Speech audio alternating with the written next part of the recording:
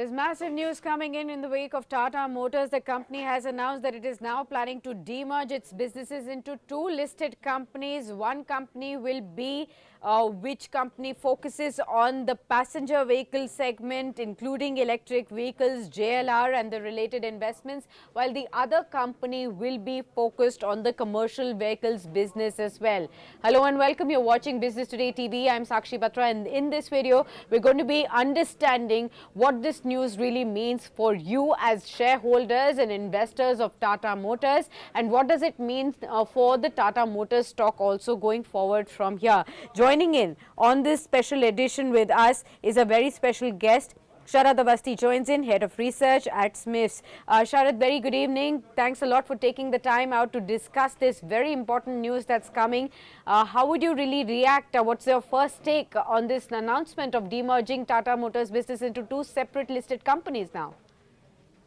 Yeah, I think that's a good move because both industries operate at different velocity. The CV industry is more dependent on the industrial side of it and how your logistics plays out over a longer period of time.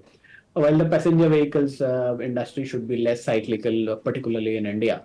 And even on the JLR side, I think they would benefit more in terms of valuation because the growth for JLR in some parts is very different vis-a-vis the global larger players. But I think the PV industry as such should get much better valuations compared to the CV industry. So I think Tata Motors currently trades at what 9, 10, 11 times EV beta, which is on the consolidated entity. So as the breakup happens, I think there is a possibility that the passenger vehicle segment gets a bit of premium compared to the CV side of the business. So which could result in improvement in the overall valuations of the company. Okay, to give out some more details to all our viewers, what we have got from the press release from Tata Motors is that the demerger will be implemented through the NCLT scheme of arrangement, and all the shareholders of Tata Motors shall continue to have identical shareholding in both listed companies. This is what the company has said. Over the past few years, the company has said that the commercial vehicles, passenger vehicles and the Jaguar Land Rover businesses of Tata Motors have delivered strong performance by successfully implementing distinct strategies. And they've also said, and I quote, since 2021, these businesses have been operating independently under their respective CEOs, unquote. And therefore, they believe that the demerger is a logical progression of the subsidiarization of PV and EV businesses as done earlier in 2022, and shall further empower the respective businesses to pursue their respective strategies to deliver higher growth and greater agility while reinforcing the accountability as well. Tell us, while they are saying that this will be done under the NCLT process, what could be the timelines that we would be looking at? What are the procedural details that one should be looking at now? I think at least 12 to 15 months should be the time frame you could be looking at. And I think that should be the minimum time they will require to get all the NCLT approvals and the shareholder swaps and everything being through, with the exchanges permissions also coming in. So I think you are looking at a 1.5 year kind of timeline somewhere in between by the time you get final permissions and everything, and the split shares are given to you. I think 1.5 years should be the timeline you should be looking at. Okay, so since you are talking about the split shares, we need to clarify, since the company will be demerging its two businesses, this will actually mean the split of the shares as well. In what ratio will that happen? That we still do not know. That's right, Mr. Awasthi? No. The split is something I mistakenly mentioned. It's just the demerger right now that they've spoken about. I don't think they've spoken anything about the split. So it largely will be demerged into two separate companies, wherein you will end up holding one share of each of the company. Okay. And that's how it should work out. So the company will be automatically listed on the exchanges once the demerger is complete and approved by NCLT. And one will also say, for example, if somebody holds 10 shares at the price of 988 currently of Tata Motors, the other company's shares will also be given at the same time. But the price of that company will not be known, right? Right. Okay, and then nothing happens to the current prices of, there is no stock split as such that will happen. Is that right? No, not a split. It's just a demerger wherein you get shares of both the listed entities as and when they get listed.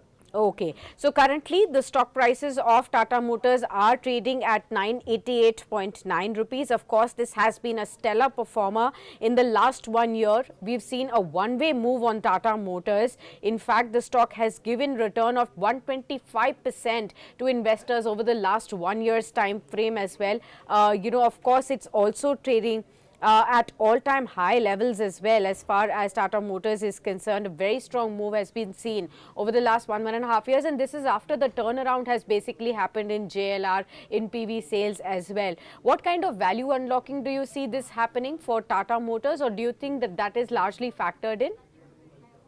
Part of it is factored in, but as I was telling you earlier, that once this demerger happens, most probably the passenger vehicle business, ex JLR, which is the domestic passenger vehicle business, should get much better valuations compared to the total business.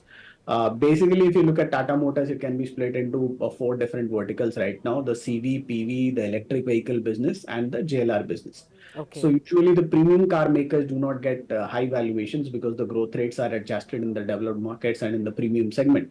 So they wouldn't get very high valuation, but the passenger vehicle market in India per se should get much better valuations.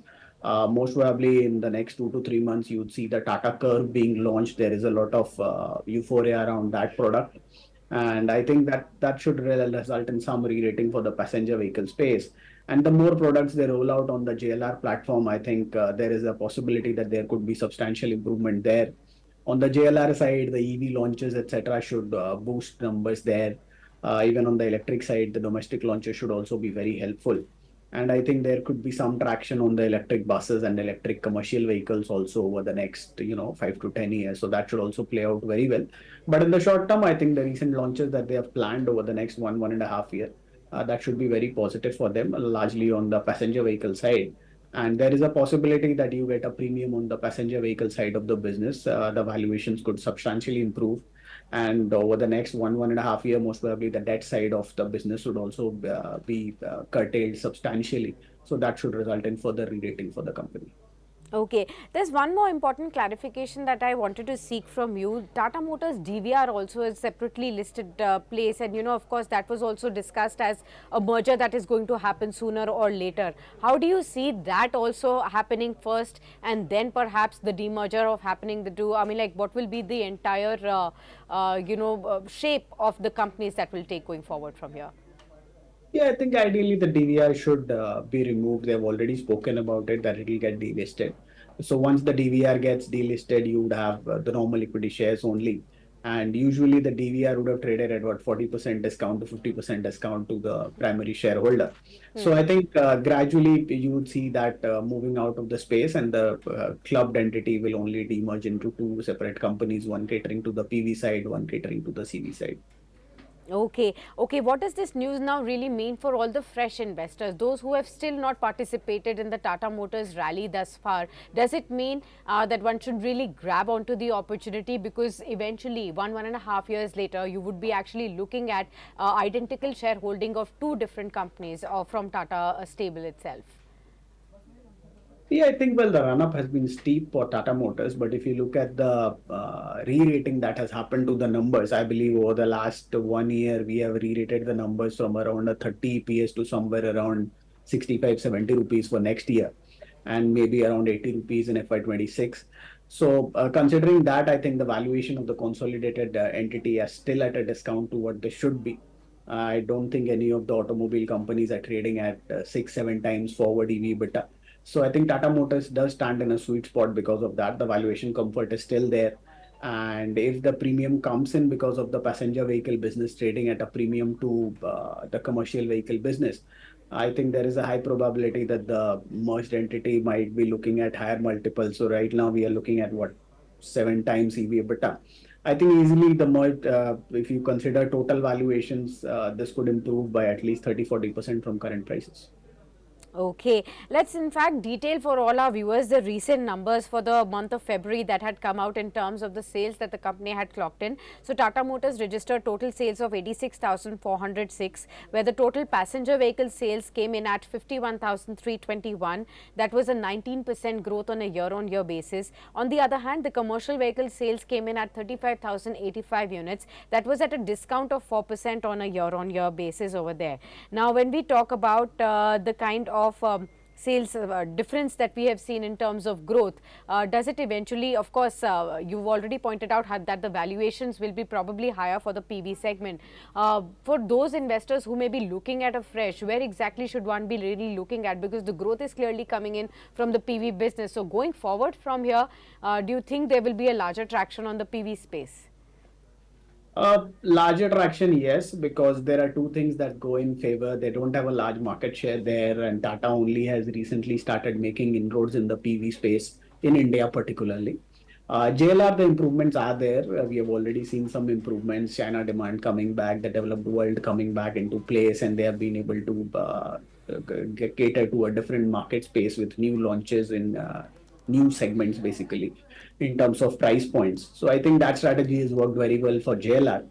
On the domestic PV side, yeah, I think the new launches should do very well. I think post Tiago, most of the models that Tata has come in with are better than the earlier, say, Mazda or something that they were launching. So now they have much better traction on the PV side. On the electric side, Nexon has been a star performer for them. And I think even on the commercial vehicle side with electric buses and, commercial vehicle adoption improving in terms of electrification, that should also be a very sweet spot for them because average realizations would be much higher. In case the scrapping rule comes into play, I think that could be another big trigger for the CV cycle, CV part of the business. But I think the demerger benefits you in a different way that both CVs and PVs operate in very different kind of atmospheres. One is more like a B2B kind of segment, and the other is a B2C segment. So both require a very different kind of infrastructure and thought process. So I think it should be beneficial for Tata Motors. The total valuations are not expensive, and once after the demerger, in case there is a scrapping law that comes into place, even the CV segment should do very well in the long term with the kind of infrastructure growth we've seen. And the passenger vehicle business should obviously get much better valuations. The only thing is that maybe over the next 1.5 year, you might not have much of euphoria because of the overhang of this demerger finally happening, as we've seen in the past. Okay. So that is the only thing that maybe some of the trading interests are off the table because of this demerger being announced, and most probably the interest would return after post demerger. But in terms of valuations, I think you are still in a comfortable zone. You could easily expect, 30 to 35% kind of appreciation from current levels. Okay, and recently when we talk about the February sales figures as well, Tata Motors has also pipped Hyundai to become the number 2 company in terms of domestic sales as well. So clearly this has been going positive for the company, the way they have been strategizing the growth going forward from here. Let's talk about the stock perspective now, that is most interesting to all our viewers. How do you expect Tata Motors stock to react to this news tomorrow? I think the reaction should be positive. Most people would expect the PV business to get much better valuations. And within the PV business, there is a lot of traction. The CV business might depend on the inflow of news, but I think this should be taken very positively, and the valuation comfort should also be there. So you could be looking, at a 5 to 7% kind of up move for tomorrow, maybe.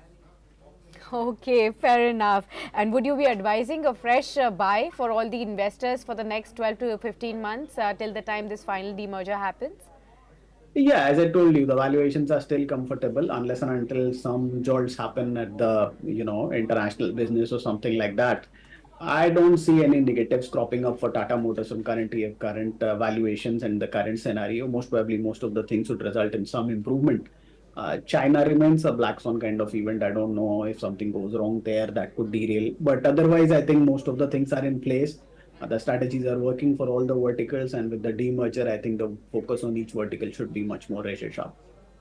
Fair enough. Well, truly appreciate your time with us on Business Today TV, Mr. Avasti, and thank you so much for giving us that clarity and insight into what this news flow really means for the existing as well as potential investors who may be looking at this as an opportunity.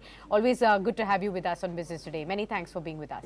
Thank you. All right, and with that, we wrap up this very special conversation. And with that, I hope that you have got enough clarity as to what this news really means for Tata Motors at large and for shareholders, for investors, what are the kind of opportunities that you could be looking at. But this definitely is a big news coming in, and we will see the Tata Motors stock reacting tomorrow. So that's the number one stock that you need to keep on your watch list for tomorrow.